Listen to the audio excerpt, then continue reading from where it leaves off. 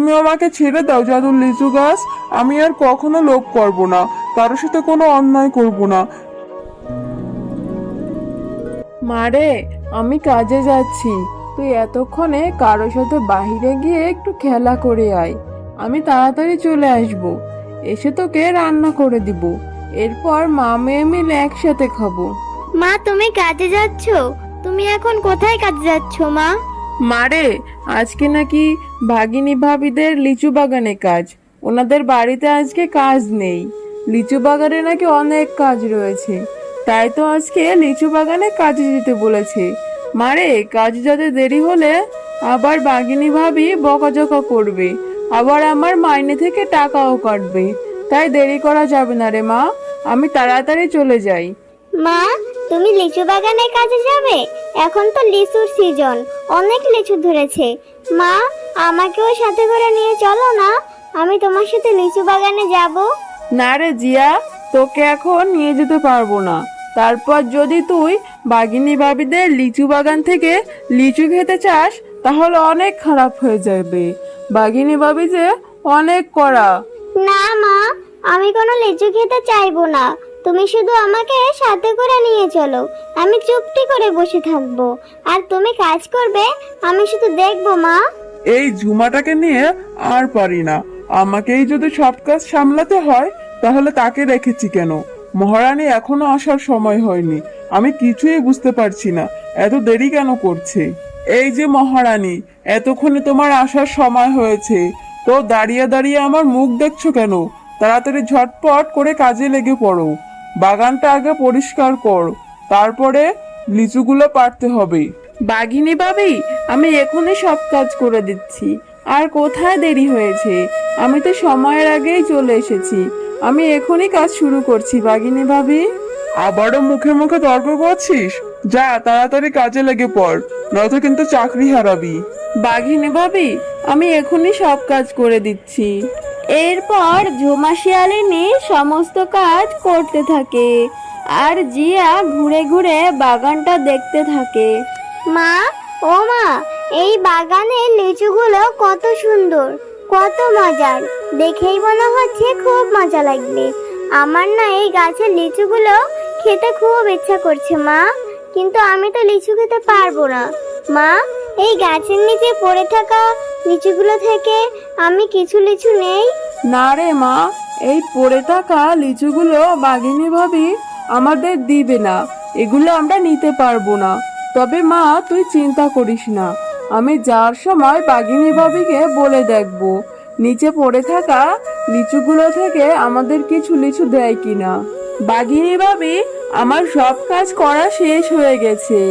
কোথায় কোথায় সব কাজ করা শেষ হয়ে গেছে? ওই যে দেখ, এক ঝুড়ি পচা লিচু রয়েছে, ওগুলো যাওয়ার সময় পুকুরে ফেলে দিয়ে যাস। আচ্ছা ঠিক আছে বাঘিনী ভাবি, আমি ওই পচা লিচুগুলো ফেলে দিব, কিন্তু আপনি অনুমতি দিলে আমি একটি কথা বলতে চাই। আমার মেয়ে একটু লিচু খাওয়ার বায়না ধরেছে।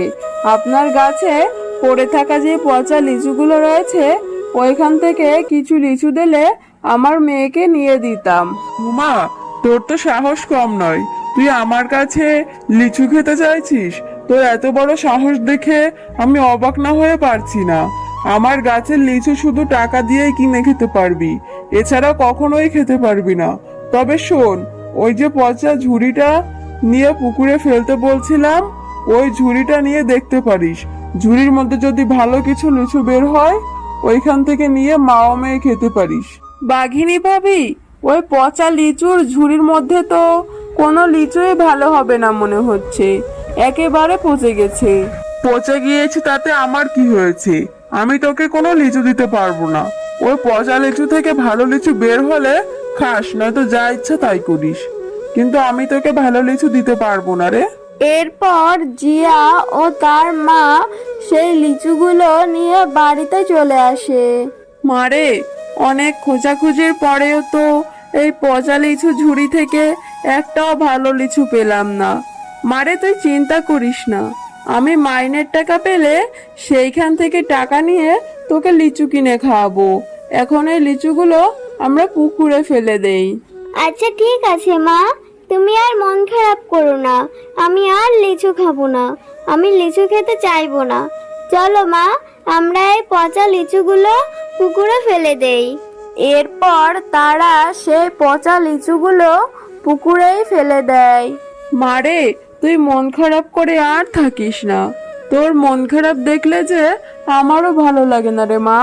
আমি মাইনের টাকা পেলে বলেছি তো তোকে লিচু কিনে খাওয়াবো। না মা, আমি মন খারাপ করিনি, আমি লিচু খেতে চাইবো না। আর তুমি তো বলেছো বেতনের টাকা পেলে লিচু কিনে দিবে। তুমি যদি টাকা দিয়ে লিচু কিনে দিতে পারো তাহলে খাবো, নয়তো আমি আর কখনো লিচু খেতে চাইবো না মা। তুমিও মন খারাপ করো না। আহারে, মা ও মেয়ে কত অসহায়, ওরা লিচু খেতে পারছে না। আমি বরং জাদু করে এইখানে একটি লিচু গাছ করে দেই। এরপর মায়াপুরী জাদু করে সেইখানে বড় একটি লিচুর গাছ করে দেয়। ও মা, দেখো না, কালকে আমরা যেখানে পচা লিচু ফেলেছিলাম সেই পুকুরে তো বড় একটি লিচু গাছ হয়েছে, আর কত কত টকটকে লাল লাল লিচুও ধরে আছে মা। হ্যাঁ রে মা, তাই তো দেখছি। এতদিনে আল্লাহ তাআলা আমাদের উপর মুখ তুলে তাকিয়েছে। আমি তো এর আগে কখনো ওই পুকুরে লিচু গাছটি দেখিনি রে মা। ভালোই হয়েছে, এখন থেকে তুই লিচু খেতেও পারবি।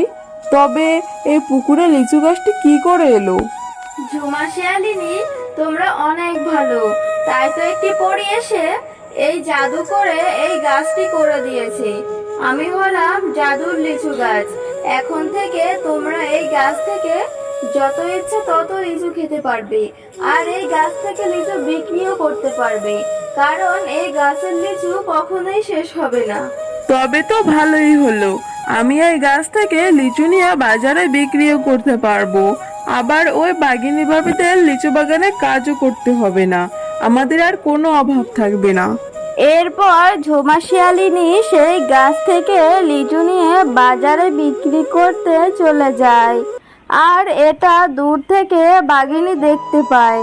কি রে ঝুমা শিয়ালিনী, তুই কি গুপ্তধন পেয়েছিস নাকি রে, যে আর আমাদের বাড়িতে কাজে আসছিস না? আর তোদের বাড়িতে তো কোনো লিচু গাছ নেই, তাহলে তুই এই লিচুগুলো কোথায় পেলি যে বাজারে বিক্রি করার জন্য চলে এসেছিস? এরপর ঝুমা শিয়ালিনী লিচু গাছের সব ঘটনা বাঘিনী ভাবিকে খুলে বলে। ও তাই নাকি, তোদের বাড়িতে জাদুর লিচু গাছ রয়েছে? এই জন্য তো বলি তুই কাজে আসিস না কেন। আচ্ছা ঠিক আছে রে, আমি এখন বাড়িতে যাই। আরে আরে, এটা আমি কি শুনলাম, ওই ফকিন্নি ছোট লোক ঝুমা শিয়ালিনী বাড়িতে নাকি জাদুর লিচু গাছ রয়েছে। ও যদি এভাবে বাজারে লিচু বিক্রি করে তাহলে তো আমার লিচুগুলোই কেউ কিনবেই না। না না, এটা তো হতে দেওয়া যায় না। আর তাছাড়া ওই জাদুর লিচুগুলো আমার পেতেই হবে, ওদের বাড়িতে গিয়ে দেখতেই হচ্ছে। এখন তো ঝুমা শিয়ালিনী বাজারে রয়েছে আর ওদের বাড়িটাও ফাঁকা, এখনই গিয়ে দেখতে হচ্ছে ব্যাপারটা কি। আমি এখনই ওদের বাড়িতে চলে যাই। ওরে ওরে, সত্যিই তো দেখছি ঝুমা শিয়ালিনীর বাড়িতে পুকুরে জাদুর লিচু গাছ। এই লিচু গাছে কত কত লিচুও ধরে আছে। না না, এই লিচুগুলো আমি এখনই নিয়ে ওদের বাড়ি থেকে পালিয়ে যাই। এরপর দেখবো ঝুমা শিয়ালিনী কি করে বাজারে নিয়ে লিচু বিক্রি করে। দুষ্টু বাঘিনী, তুই অনেক লোভী। তুই এতদিন ঝুমা শিয়ালিনীকে দিয়ে অনেক কাজ করিয়েছিস, আবার ঠিক মতো তাকে বেতনও দিসনি। আর ঝুমা শিয়ালিনী ছোট্ট মেয়েটা লিচু খেতে চেয়েছিল বলে তুই তাকে পচা লিচু ধরিয়ে দিয়েছিলি, এখন আবার এসেছিস ওদের কাছ থেকে লিচু চুরি করতে।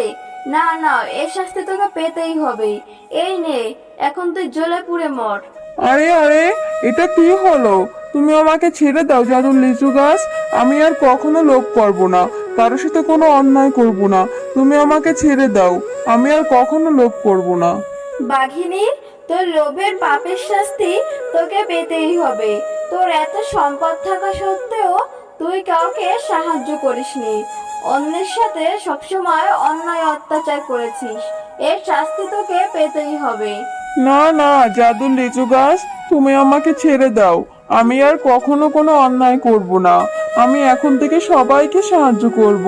ঝুমা শিয়ালিনী, এদিকে আয়, তোর এই জাদুর লিচু গাছকে বল আমায় ছেড়ে দিতে। জাদুর লিচু গাছ, তুমি বাঘিনী মামিকে ছেড়ে দাও। বাঘিনী মামি তো বলছে সে আর কোনো অন্যায় অত্যাচার করবে না, সে এখন থেকে ভালো হয়ে যাবে। শুধু ঝুমা শিয়ালিনী বললো বলে তোকে ছেড়ে দিচ্ছি। তবে শোন, তুই এরপর থেকে আর কখনো লোভ করবি না, কারো প্রতি কোনো অন্যায় করবি না, তাহলে তোকে আবারও শাস্তি দেব। না না জাদুর লিচু গাছ, এখন থেকে আমি ভালো হয়ে যাব। আমি আর কখনো কারো প্রতি অন্যায় করব না।